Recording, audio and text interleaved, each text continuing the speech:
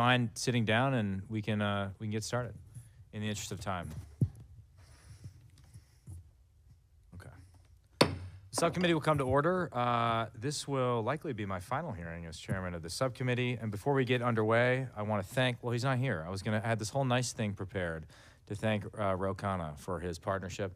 We'll have to save all the sappy stuff for when he actually gets here, but he's amazing, and we've had a great partnership, and being on this committee for 8 years has been a highlight of my time in office, and I want to thank all the members, and Matt and I have sat next to each other for 8 years now and had a lot of late-night debates during NDA markup, and often collaborations when it comes to AUMF issues, and I've sincerely enjoyed that. So. Today we're gonna hear from the department on its budget request and plan for cyberspace operations for the coming fiscal year.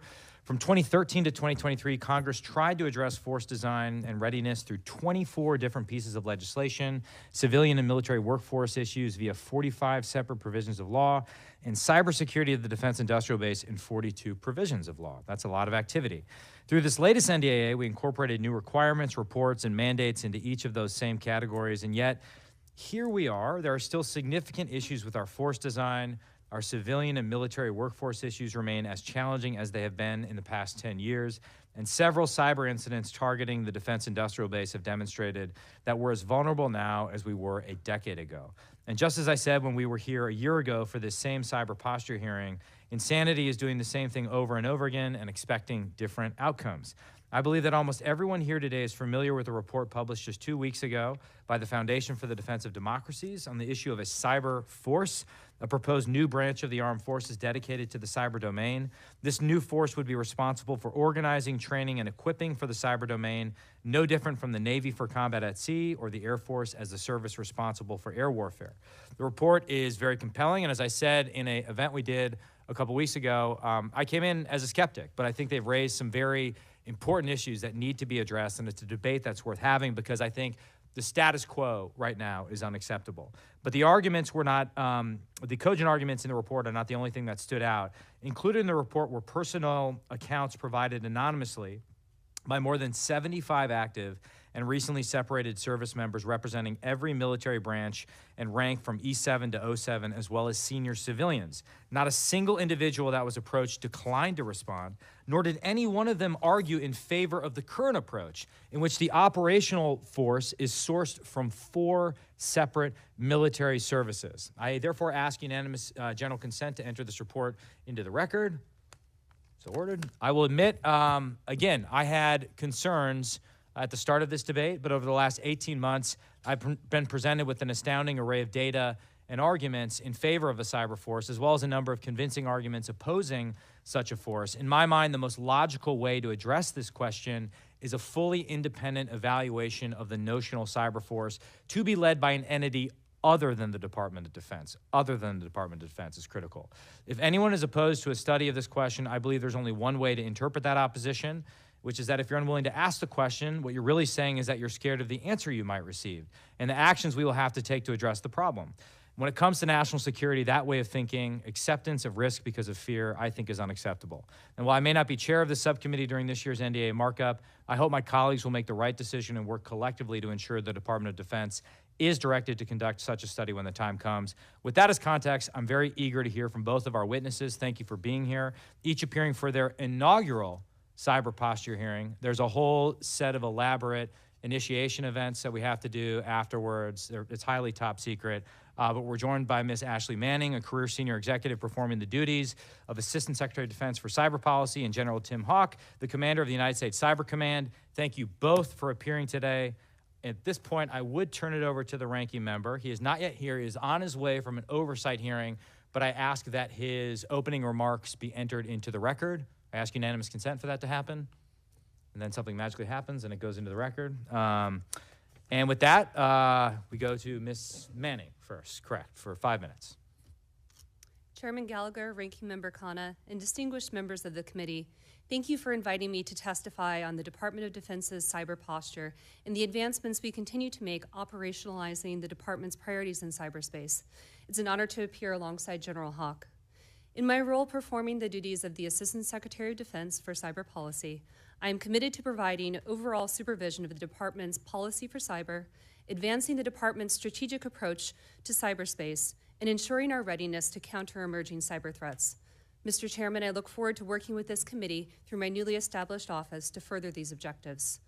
I come to this role as a career civilian with almost 20 years of service in the Department of Defense.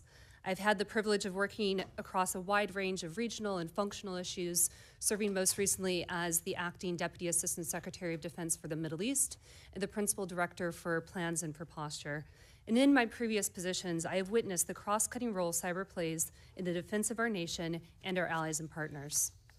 The President has nominated Dr. Michael Solmeyer as the ASD for Cyber Policy. Should he be confirmed, I look forward to serving as the Principal Deputy Assistant Secretary of Defense for Cyber Policy.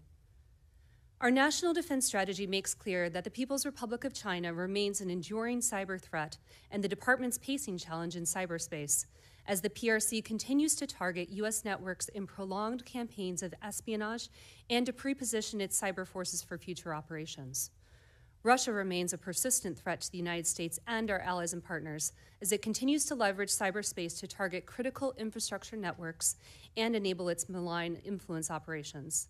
The ongoing, unprovoked further invasion of Ukraine serves as a stark reminder of Russia's willingness to employ cyber capabilities to disrupt defensive military operations and sow discord. Following Hamas's attack against Israel on October 7th of last year, Iran has exploited cyberspace to create additional disruptions and challenges in Israel. While many of these malicious cyberspace activities have been relatively limited in their impact, the ability of both state and non-state actors to act against Israel in the immediate aftermath of the attack by Hamas is a reminder of what to expect in future conflicts. Additionally, the United States continues to face the still growing threat posed by for-profit cyber criminals that target a wide array of vulnerable sectors, conducting ransomware attacks that impact the daily lives of Americans across the country. In response to these evolving challenges, the Department issued its fourth DoD cyber strategy last May. Looking ahead, we are committed to implementing our strategy and monitoring progress through the forthcoming Cyber Posture Review in FY26. We understand the Department cannot advance its defense priorities without a ready, capable, and informed joint force. To achieve this end, we will invest in our people, in our capabilities, and in our information needs to support and enable the full range of cyber activities. In partnership with U.S. Cybercom, we are refining options for the Secretary on how to improve the way in which forces are presented to the command, to raise the readiness level of these forces, and to streamline support mechanisms to other combatant commands. These options will enable U.S. Cybercom to fully exercise authorities in partnership with my office, including through enhanced budget control. As part of the FY26 budget cycle, DoD released its first ever department-wide cyber operations programming guidance. This guidance will shape future cyberspace operations investments and will serve as a rubric for my office's certification of the budget's adequacy for FY26. With the authorities granted to us by Congress, the Department will continue to build on the pathway laid out in the 2023 DoD Cyber Strategy to provide a stronger cyber posture and protect the shared digital environment for those who intend to subvert our values and our interests. By pursuing integrated deterrence, which includes our cyber capabilities, the Department will be ready to fight and win the nation's wars with an ability to rapidly respond across the spectrum of conflict. Thank you for your continued support in this fight, and I look forward to answering your questions. Thank you. General, you're recognized for 5 minutes. Chairman Gallagher, Ranking Member Khanna, and distinguished members of the committee, thank you for the opportunity to testify before you today. I am honored to testify beside Ms. Manning. Joining me today is Chief Master Sergeant Kenneth Bruce, the U.S. Cyber Command and National Security Agency Senior Enlisted Leader. We are honored to represent the men and women of U.S. Cyber Command. In an era defined by rapid technological advancement and increasing interconnectedness, cyberspace has emerged as a vital domain for protecting our national security. The People's Republic of China is our greatest strategic competitor and poses unique challenges due to its advanced cyber capabilities, state-sponsored cyber operations around the globe, and a strategic focus on leveraging cyberspace for military, economic, and political purposes. Russia's cyber espionage campaigns prioritize sensitive U.S. government and military infrastructure and information, and spread disinformation campaigns to influence public opinion and undermine our democratic processes. Iran, North Korea, terrorist organizations, and transnational criminal groups also challenge U.S. interests in cyberspace. And we are engaged in ongoing efforts to exploit vulnerabilities in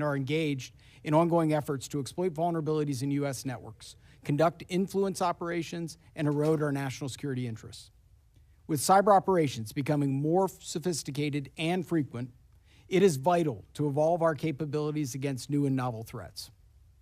I am confident Cyber Command is well postured to meet the ever-evolving challenges we face today, creating advantage for the department and the nation.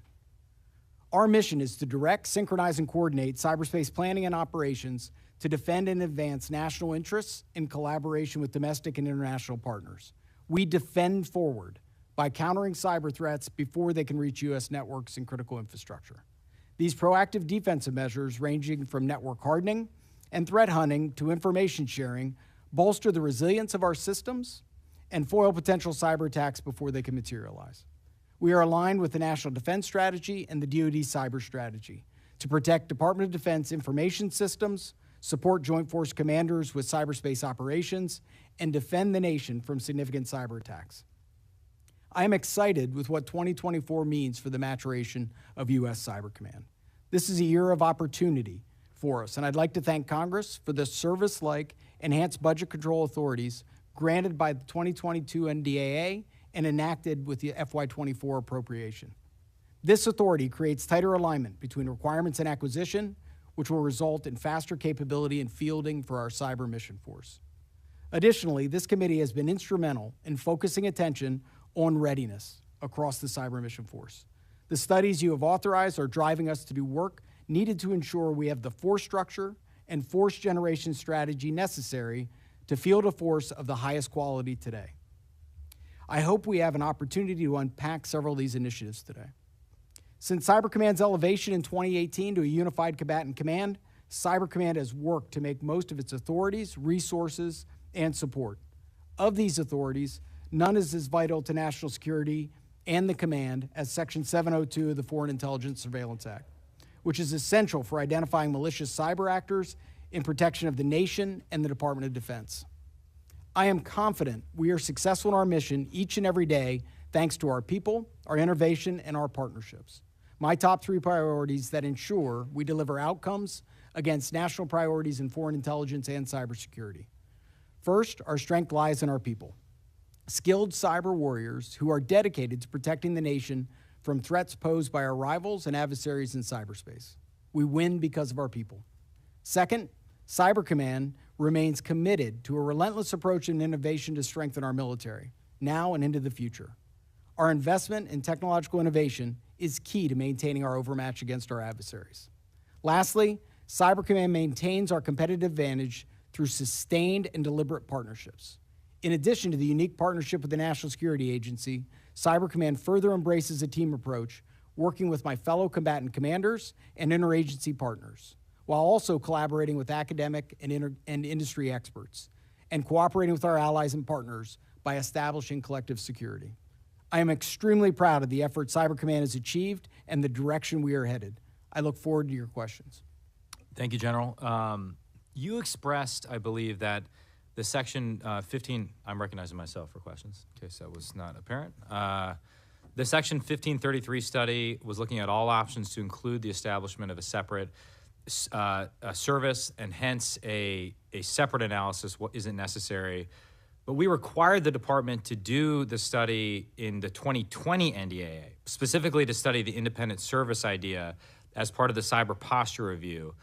It seems to me that DoD ignored that requirement and then pointed us to a section in the posture review that included an assessment, but if you look at that section, no such assessment existed.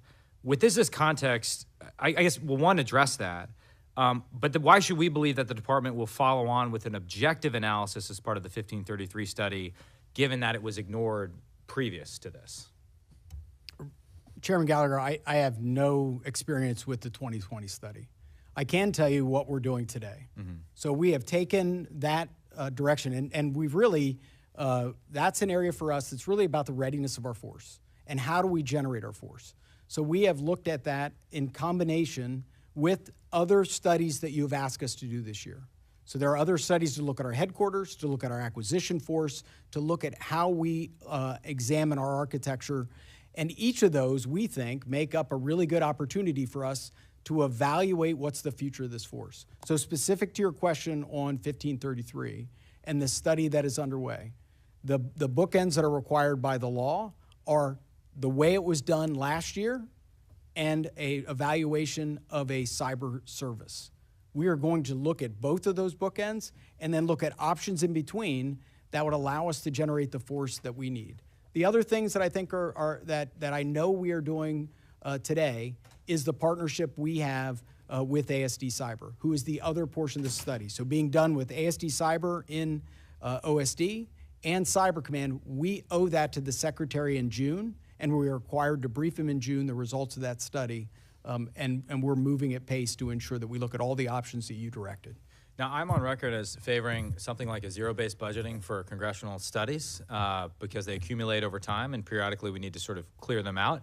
But when they are a matter of U.S. law, they should be complied with. Ms. Manning, do you know how many congressional requirements the DoD is currently delinquent on? Thank you for your question, Mr. Chairman. This was actually one of the first questions I asked when I got into the seat, and we are tracking 12 reports where our office is the Office of Primary Responsibility to be able to conduct and conclude these reports. I received a status update on all of these reports. There are a couple that have been delayed because they were independent studies that were dependent on getting funding, and because of the continuing resolutions, it's gotten delayed a little bit. But my commitment is to you is to make progress on all of these reports and ensure that we are delivering them as quickly as possible.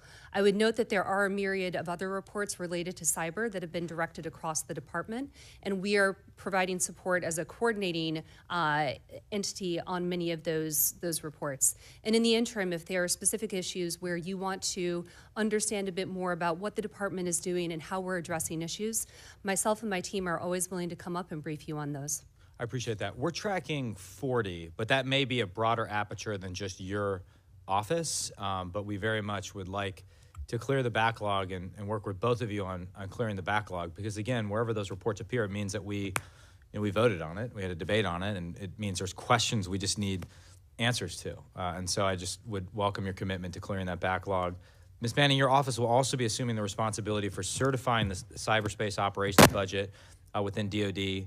Last year, we were informed that the FY24 cyber ops budget was $7.4 billion, but then this year, the FY25 ops budget, if I'm correct, is $6.4 billion.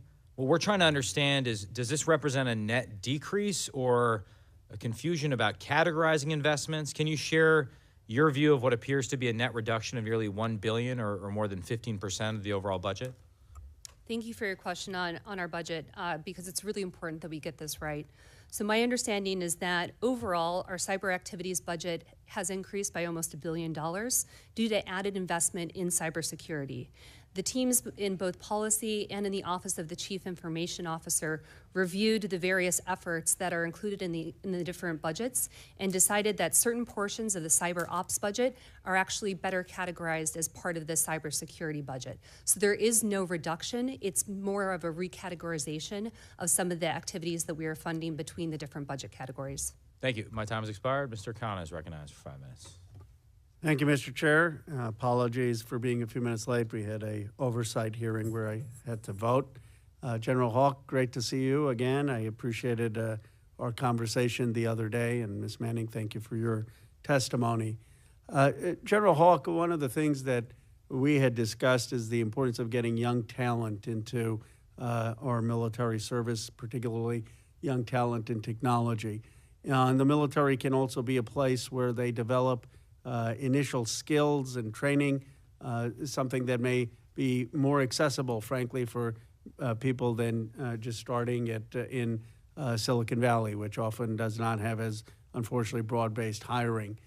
Can you talk about efforts at creating recruiting programs at community colleges or historically black colleges, Hispanic serving institutes, and other public universities across the country that would allow us to recruit folks and perhaps even recruit folks who may not have a 4-year degree? Certainly, Ranking Member Khanna, this is our important issue, is how do we grow talent and for U.S. Cyber Command, for the department, for the nation. And so when we look across what Cyber Command and NSA are responsible for, in Cyber Command, we've now grown an academic network to allow us to partner with universities across the country. So we have right now around 120 universities. In the National Security Agency, around 430. Both those provide a really foundational opportunity for us to participate with our academic institutions on growing cyber curriculum and also working with a number of research institutions to be able to allow us to recruit that talent. So when we think about it internally to our organizations, that's how we maintain our partnership, growing relationships with historically black colleges and universities, and also looking at universities like University of Texas, San Antonio, that has a large number of first-generation Americans and Hispanic Latino population, drawing talent from across the country to be able to ensure that we have the highest qualified workforce. And do you need more flexibility from Congress? Because I've heard mixed things in terms of if you want someone to come for 3 years, 4 years, and then they want to go on to the private sector. Are you able to do that? Are you able to have flexibility if you want to recruit someone who doesn't have a college degree and is talented or wants to do a few years? Or do you need more flexibility in the hiring? So last year, one of the studies that we executed was under Section 1502, and it was about readiness. And I'm required each year to provide a report on service readiness. In that report, we identified 5 provisions that were all around personnel and administrative policies. So what we're really looking for is we're seeing good things happening in each of the services. We'd like them all to adapt each other's best practice. So as you identified in this NDAA, Section 1535, was to begin to drive those authorities across the department. And I think that would be an example of a step where we want to continue to provide updates on which types of provisions would help, and then we work together with the services to be able to enact those provisions. Ms. Manning, I don't know if you have any comments or thoughts on how we recruit more talent into our military. No, I would say, first of all, I really applaud the efforts that are underway to tackle this issue. It's a real challenge across government in terms of how you recruit and retain top talent to support our ongoing efforts and really building out the workforce that's necessary for us to be able to accomplish our operational missions. So I think in addition to what we're doing within the department, I think looking at sharing best practices across other departments and agencies will help generate new ideas in terms of what more we can do as a government to ensure that we are bringing people in to be able to serve our missions. One of the things, and you don't have to answer it now, but I've just been told that there's some restrictions on people being able to be hired only for a few years, that's hard to do because of civil service protections. I don't know if that's the case or not, but I didn't know if Congress needs to act in any way to simplify that. What I would expect that you're referring to is our ability to have people leave and come back. Right. And those are areas that I think we've got to work internally within the department in terms of how we leverage the policies that we already have. But I think that's an area that we should be continue to explore, that if somebody leaves and goes to industry, how do we bring that expertise back into our force, not as if they're a new hire, but they're a returning expert back into the department. Thank you. Ms. Manning, I think you're totally right when you say that China is pre-positioning capabilities in advance of some deployment of them. Is one way China does that by having U.S.-based technology platforms that they own or control in order to pre-position for their cyber capability? Thank you for your question. You know, as I said, PRC is really our pacing challenge, and as you note, they're using malicious cyber activity to counter U.S. conventional military power and to degrade the combat capability of the joint force. And we need to ensure that we are employing both defensive and offensive capabilities to strengthen our deterrence and gain our advantage. I defer to General Haugh for more of the details when it comes to how we are operating. Yeah, I'm really interested in the defensive part. Vis-a-vis like what China might be doing with technology platforms in the United States. Do you have anything to add on that, General? So I think the area where we've seen specific action that has concerned us is hacking activity at our critical infrastructure and at Guam. I think those are specific examples. In use of technology within the United States, having Huawei presence and things like that is risk. Right, so that's what I want to get into, because I agree. The hacking is sort of like if they're breaking into your house, but the Huawei example you give is more like inviting them in the front door. Have either of you heard of this company called Tutor.com? Okay, so this is a technology platform that is owned by Chinese nationals through the Primavera Holding Limited company, and it is principally used by DDoA, by the Department of Defense's education system for military-connected families.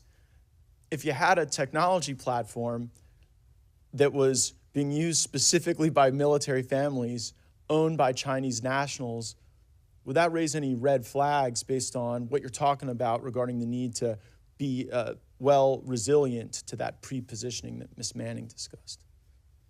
I think we want to dive deeper and ensure that we're not bringing risk by whomever we partner with in whatever company. Yeah, no, I would just encourage you, because this one sort of, I mean, I know how much you care about resilience, particularly with our service members and their families. We all know that they're targets oftentimes, and so if we're inviting the Chinese in the front door here, I just would advise you to look at that. And I would draw your attention to the fact that Manny Diaz, the Commissioner of Education in the state of Florida, has advised superintendents of schools and charter schools to discontinue the use of this technology. And even after the state of Florida Secretary of Education made that pronouncement based on these ties, the Department of Defense education system continued to offer that platform to students of military-connected families in Florida and elsewhere. Shifting gears just briefly to this concept of the cyber force, I want to draw a finer point on what Mr. Khanna was saying about recruitment. I've noticed anecdotally at our academy nights that we have in our district that we get a lot of students that are real interested in going to the academies, and they're fired up about Space Force. And I never really understood how a focused mission set like that could really ignite a great deal of interest. And do you think that we could get the same type of positive effect with the cyber force to recruit specific people for a specific domain? General. So I think from our standpoint, what we have done is we've really focused on what are the services doing? How are they doing in terms of recruiting?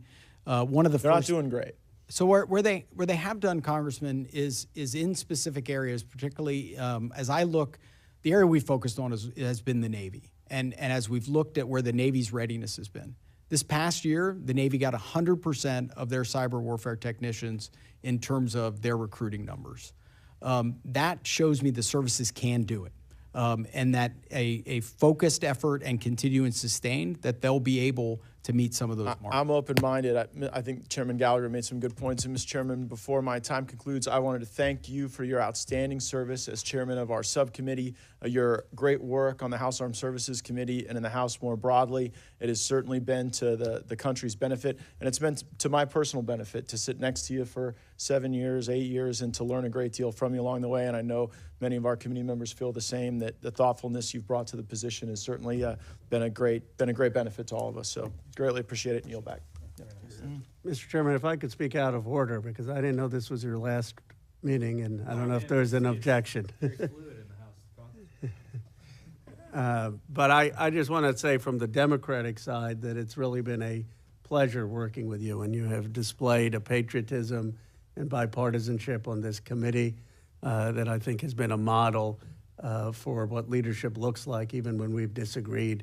I have never questioned that you put the country's interests first, and I know that this isn't going to be the last of your public service, and you certainly have someone who's an admirer on this side, and I think many of my colleagues feel the same. Well, that's very nice. Okay, no one's allowed. Appreciate it. Mr. Ryan. All right, well, I guess I'm not allowed to say nice things, so thank you, Mr. Chair. I'll leave it at that on many levels. And thank you both for being here. I want to build on some of the different directions some of my colleagues were taking, particularly honing in on, as we continue to everyone's credit across the board, develop more mature and robust and sort of broader cyber capability. I want to push and get your thoughts, General, on kind of that, what is that right intersection point between cybercom, services, co-coms? I know that's a very broad question, so maybe to hone it a little bit, can you, let's talk about let's look actually at the UCOM AOR, for example, just as in theory. How is that playing out right now? Where do you see the future going in terms of, as we build more capability, what's the right handoff point to co-coms and services? So does that make sense? It does. And what I would first start with is, where are we today in terms of now the authorities that you've given us and the department has given to U.S. Cyber Command? For the original stand-up of U.S. Cyber Command, our goal has been to become SOCOM-like, to have service-like authorities. 2 weeks ago when the appropriation passed, that is the first time that we've now had service-like authorities to do budget, to do acquisition, to set the training standards for the department. So now what we really want to be graded on is, what is our ability to generate new capability? So as things emerge. So today our partnership with UCOM is really strong. And I was the component to UCOM as the Air Force Cyber Commander and the 16th Air Force Commander at the outset of Russia-Ukraine.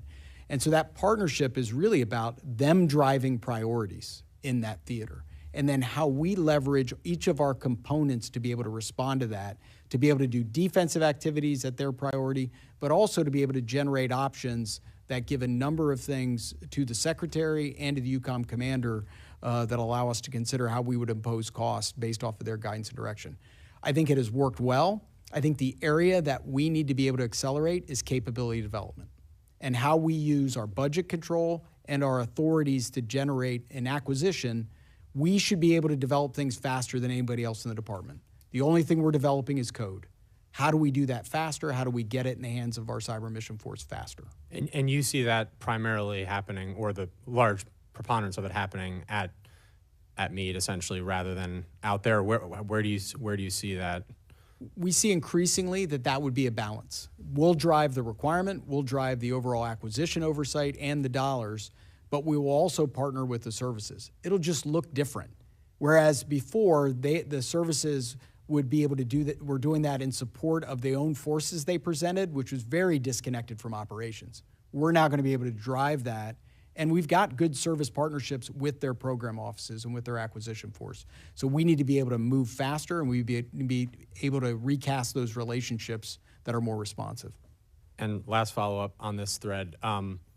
So am I hearing you right that the general direction, though, is more capability at the Cybercom command level to push more, technical capabilities out there? Do you have enough sort of people and capability at your level to do that? Like, do you see the direction? Do we have the pace that we need? Do you have the resources you need to speed that up? So from our perspective, the department has asked us to be the integrator of the joint cyber warfighting architecture. Those are the platforms and capabilities that Cyber Command fights from. So for that now, we've got to be able to drive that with our authorities. Our team that we have from an acquisition perspective, I'm very confident in. They're small. We've now been given more resources. We have to hire quickly, and we have to use the authorities that Congress has given us to be able to hire data scientists under what we previously knew as the Section 1708 authority. We've now started to hire. We've got the policy in place. So we've got to use all those tools to really accelerate our acquisition team to be able to meet those objectives.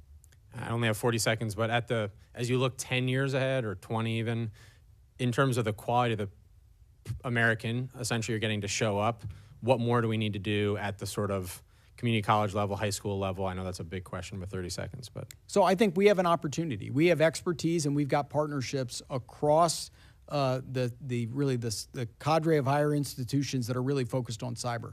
We can help influence that curriculum. How do we accelerate the curriculum in a way that allows them to adopt and then to be able to make it more available, particularly as technology changes?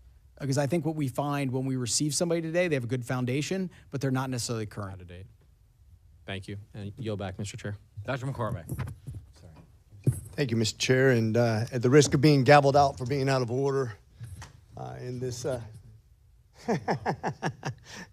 in this era of politics where people are vilified for agreeing and vilified for dissenting, Mr. Chair, you've been an honor to serve with you. My fellow Marine, let me just summarize by saying you could be my wingman anytime. I'm the Top Gun class, so I can say that. Considering we're at war, basically cyber war right now, and our adversaries are attacking us regularly, almost momentarily, around the clock, 24 hours a day, and how AI will affect that into the future and accelerate that process. A lot of times the perception, at least, is that we're always on the defense. I was hoping, General, you could actually address that over the last 2 years, the new concepts such as persistent engagement, hunt forward, and defend forward have started to dominate the conversation, and I was hoping you could elaborate on how the wider concepts are distinct from each other as we go forward.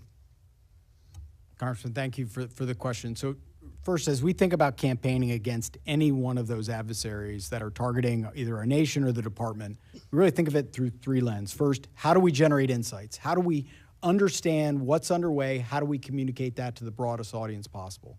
How do we enable defense? That's enabling industry, it's enabling the department, it's enabling our foreign partners. And then what are our options to impose costs? Some of those are how we use our defensive force, and then others are how we partner across the interagency, and then how we generate options that allow us to contest in cyberspace. So I think from our perspective, we want to be able to bring a full menu of not only defensive activities, but those things that we can do from both the interagency and from the department to impose costs. Is there anything that we can do to keep you from being inhibited from doing what you need to do to be optimized to going forward using AI and other weapons that we have to be not just posturing defensively, but also being proactive? So I think what you've done is you have empowered us in a number of different ways in terms of how we have brought together our acquisition force and how we brought together our authorities. We will identify areas throughout this year as we begin to use those authorities that I suspect you'll start to see in budget requests for FY26.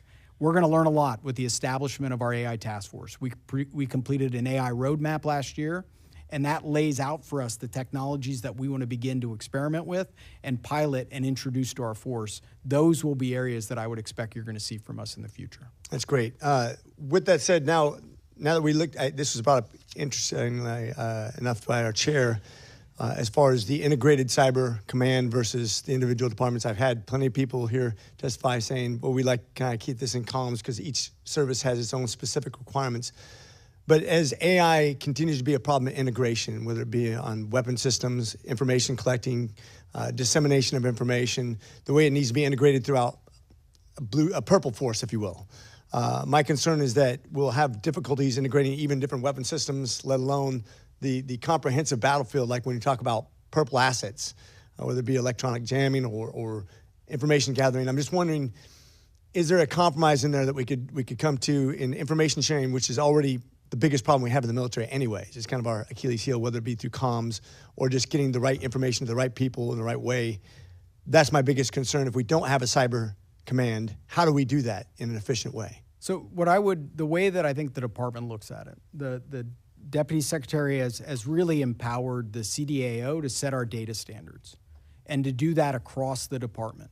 And so when I look at our teammates that we have in the DoD CIO, in CDAO, how do we enable their ability to go faster in some of those data standards? And I think we have a role to play in that. And I think we can help and assist not only in how we set some of those standards, but how we think about defense of each of these activities from a cyber perspective from the outset as we begin to introduce some of those new technologies. Okay, I just, for the record, you can see a lot of congressmen are concerned about this integration process. China has a huge advantage in this one area, that they have one command structure, one government. They all agree on each other because it's kind of a monopolistic government, and it's going to be a lot easier for them to integrate AI throughout their weapon systems. The way they do their technologies, it's a lot less distractions. They have a lot more focality, and I think if we get outpaced in the AI arena, we're in big, big trouble. So I hope we do a good job on that. Thank you. With that, I yield. Mr. Moulton. Thank you, Mr. Chairman, and thank you very much for being here. A couple weeks ago, the Foundation for Defense of Democracy's think tank issued a report calling for a separate cyber force. And I suspect you've read this. I know this is not a new topic. It's something that I've discussed myself over the years. And I was curious, I mean, basically the main argument of the report is that because the individual services each run their own recruitment, training, and promotion systems for their cyber operations, those who get sent to U.S. Cyber Command have inconsistent knowledge and qualifying experience. So, General, how have these inconsistencies across the services impacted the effectiveness of U.S. Cyber Command in executing its mission? So, Congressman, first, if I address the study, one of the areas that I do think that as we go through this year, the 1533 study, and we evaluate all of the options available for force generation, we certainly are going to look really closely at what are the implications of a cyber service. We will evaluate that. One of the other responsibilities that is in both our Unified Command Plan and in the law is that I am responsible to evaluate the overall health of the DoD cyber workforce. So I'm responsible to do that in plain English, both to the Secretary of Defense and back to Congress.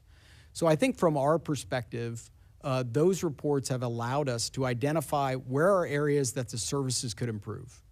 And in doing so, it has also allowed us to build the partnership with the services on how do we work together to improve the readiness. Because I think what areas we had seen in the past was not necessarily from the recruiting perspective, but more so from the assignment and retention. And Congress has given us a number of authorities to the department that allow for retention incentives. What we were seeing was the services implement those differently. And so what we are encouraging and what we did in our 1502 report last year was to ask for some specific authorities that encouraged our ability for assignment policies and personnel policies to ensure that those trained individuals stay in our force. And we have seen the services respond to those requests. So we want to be able to lock those in and then continue to work on other areas that will improve readiness within the force. Do you feel that you're doing enough to use the authorities that the Congress has given you? So I think now that we have budget control authority that we received last month, that now gives us a new series of options that will allow us to drive our priorities in training, in readiness. We're responsible for the advanced training of the Department's cyber force. How we use those dollars in many ways will determine our readiness and our proficiency.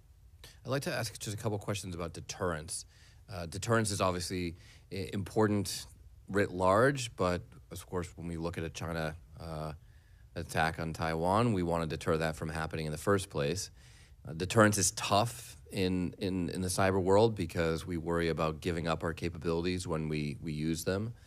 How is your thinking about this evolving? And how do you think, I'd love to hear, General, a couple of comments, and then Ms. Manning, how do you think about this in the integrated deterrence environment? But General Press, we could start with you. Just with Cyberforce, how do you think about deterrence? So from a cyber command perspective, what we really think about in integrated deterrence are who can we bring that's a partner that will allow us to be able to have the outcome we're trying to achieve. And for us, those partnerships look different than in some of the other domains.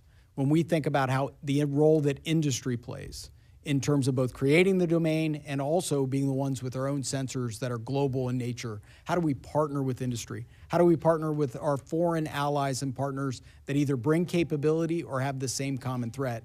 How do we partner with our fellow combatant commanders as they think about cybersecurity and defense? And how do we integrate capabilities together to be able to have options? So I think for us, we have a unique set of partners, and we've got to be able to use our authorities and how we defend forward and do it every single day. Ms. Manning, how are you thinking about working with your counterparts and other agencies to fulfill this goal of integrated deterrence? No, thank you for your question, Congressman. We really do see cyber deterrence, as you mentioned, as part of overall integrated deterrence, and thinking about integrating across the department, across domains, across the interagency, and also with allies and partners and those private-public partnerships that General Haugh mentioned. And it's important that we work together with our interagency partners, with our partners in industry, and with our allies and partners to really look at ways that we can deny adversaries the benefit of cyber attack by, one, being able to provide indications and warnings of threats to benefit our interagency partners, and then also by imposing consequences on our adversaries by disrupting their operations. Thank you, Mr. Chairman. I should note the Section 1533 study that I referenced earlier was, I believe, Mr. Moulton's amendment. So he deserves credit for provoking and stimulating the debate that led to the report he referenced. And so I thank him for that. Mr. Fallon is recognized. Thank you, Mr. Chairman, and thank you for your service to the country. I'm sorry to see you go. But as to quote the immortal words of Dr. Seuss, don't cry because it's over, smile because it happened. So, last November, the North Texas Municipal Water District got hacked, and it was a domestic attack, but nonetheless, and they didn't shut it down, but they showed that they could have. And it reminded me of JBS and Colonial Pipeline. And General, I wanted to ask you, what have we learned? Because that's the greatest fear we all have, is that these critical areas, water, electricity, energy, fuel, what did we learn from those attacks that we can employ within the Defense Department? So I'll give you a couple different things, Congressman. One is, this is an area that we've clearly identified that the PRC is targeting. So this wasn't in this case, but we know that's an area they're targeting. So from a national readiness perspective, we have to consider that. The other thing we think about is, what does it look like for defense critical infrastructure? Those things that are the nexus between our private infrastructure and those things the department would rely upon if we were mobilizing. So that's a partnership with Northcom, and it's a partnership with Homeland Security. I think those are areas that within the department we've now focused. How do we think about that nexus, and what will it mean for the department from a cybersecurity standpoint? So I think we have now been applying some of those lessons. We're going to have to continue to scale as we think about it within the department. And then, you know, with you mentioned that the CCP and like Volt, Typhoon comes to mind. And there's no doubt that they're actively probing, of course. Can you talk about the work that you're doing with industry partners? Because, you know, the chain meet weakest link. If we've got some of our partners, we're buttoned up and secure as a uniformed service, or even along the DoD, but a private company that's working with us isn't. It doesn't get us anywhere. So can you talk to us about what we're doing to enhance particularly the cybersecurity of our partners? Yes, Congressman. Both Congress and the department have given Cyber Command and NSA authorities to work with our defense industrial base. And that information sharing component has now allowed us to establish over 1,000 partnerships. And that allows us to exchange information. It allows us to do it in real time at an unclassified level so that we can make industry aware of those threats. As we think about those partnerships, now DoD CIO has also funded additional activities that allow us to provide services to the defense industrial base, protective DNS, so that they have a service that is that would make it more difficult for a redirection attack or a spear phishing attack, informed by NSA's knowledge. The other things we've been doing are scanning of various elements of the defense industrial base.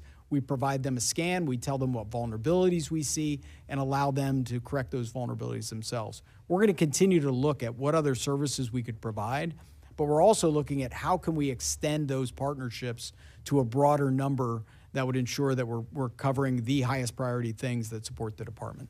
Thank you. And then, you know, when people come into our offices, they're all dying for labor. Doesn't matter what industry it is.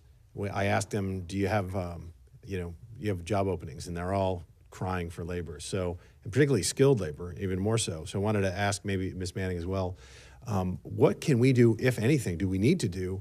I remember being a junior officer, and the doctors got paid more because, you know, it's just the market, right? You want to have those medical doctors stay on after maybe they owe some time after going through medical school. But in particularly this field, it's just a high demand, and they make quite a bit of money. Is there incentive pay for folks in this service? And do we need to ratchet it up? And I just wanted to kick that to both of you.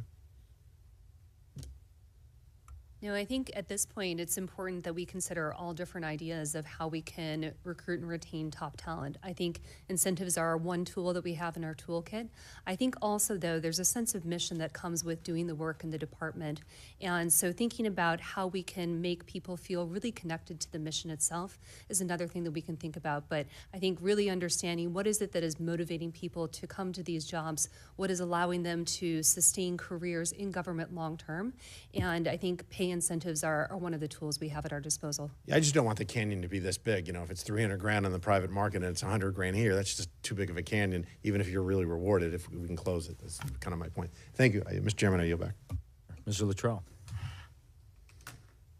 Thank you, Mr. Chairman. General, in December 2022, SecDef officially elevated Cybercom's offensive arm, the Cyber National Mission Force, to a sub-unified command. The logic was that it would provide greater enabling resources for this critical mission set. With how much adversary activity we have witnessed against DoD networks, it would appear that your defensive arm, Armed Joint Forces headquarters, could similarly benefit. Could you share your opinion? Thank you, Congressman. So when we stood up, when we elevated the Cyber National Mission Force, it was at a point, so that's about a third of our force, and with a very distinct headquarters and assigned forces. That has now, I think, was absolutely the right thing for us to do. That we're allowing it to create an identity, we're allowing it to grow its own, the staff to expand its planning and other capability development. I think we're seeing benefit from that. This is an area that we are going to look at in the 1533 study, which is as we start to think about, or actually the 1537 study that you've asked us to do looking at our headquarters. What's the right way to position the Joint Force Headquarters DODN in terms of the right resources and authorities to make sure that it has the capacity to really set the globe? That's the mission we've given them. When we have a crisis, we want them to set the globe. So I think it's an area that we're certainly going to evaluate. And it does look different as a headquarters also in terms of assigned forces, but it's something that we will definitely be looking at. Thank you, Ms. Manning. I apologize for walking into Mr. Fallon's questions. To expand or to create an expansiveness of talent, we wanted to reach out to academia and institutes of higher performance, correct? Are we doing that? In your opinion?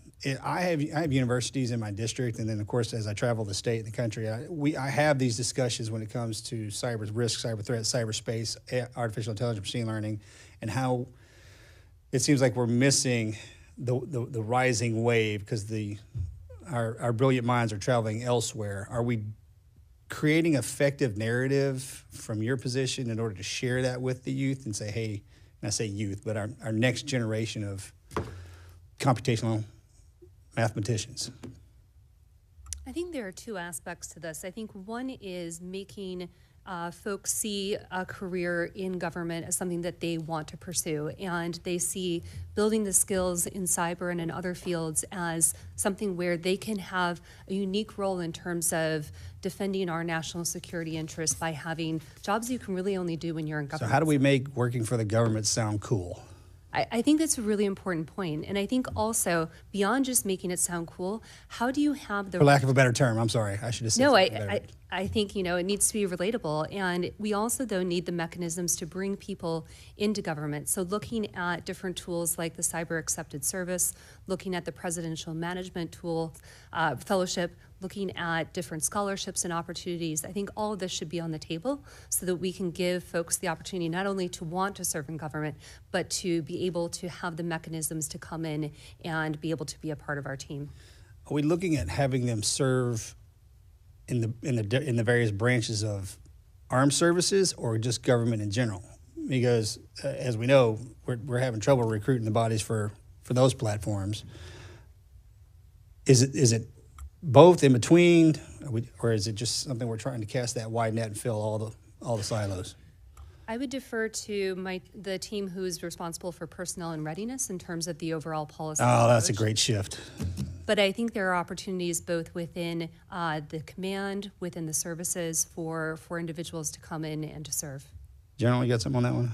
So what I would give you is, what do we see that are things that are pretty exciting, that are really looking at high schools and middle schools. I just attended the finals of Cyber Patriot. 5,000 schools across the country where they're doing cyber competitions in middle school and in high school and in ROTC programs.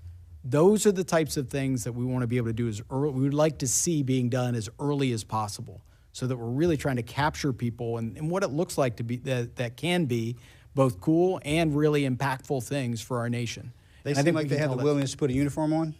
I think what we've seen is they've done a really nice job of bringing people towards the technology. And then it's our job to be able to have opportunities with the ROTC programs that are in high school, and also to be able to reach out and be able to explain, what would you do if you came and worked with us, either as a civilian or in the military? That's our story that we've got to tell. Yes, sir. Thank you, Mr. Chairman. Thank you. Does any other member have a follow-up question? Okay. The FDD, we're going to have a classified session after this, but I think the FDD report that you've heard referenced numerous times here, again, I think, I'm biased because I worked with a lot of these people on the Cyberspace Solarium Commission. I'll admit that. But I think what is most compelling in it is the testimony from active duty, ranging from company grade to general grade officers. And I'd like to read one statement from a Marine Corps captain, and all wisdom emanates from Marine Corps captains, as Mr. Moulton and I know quite well. Leading in the cyberspace domain demands technical competency that cannot be taught in a 12-month schoolhouse alone. One of my worst professional experiences involved working underneath a woefully unprepared commander with a degree in culinary arts.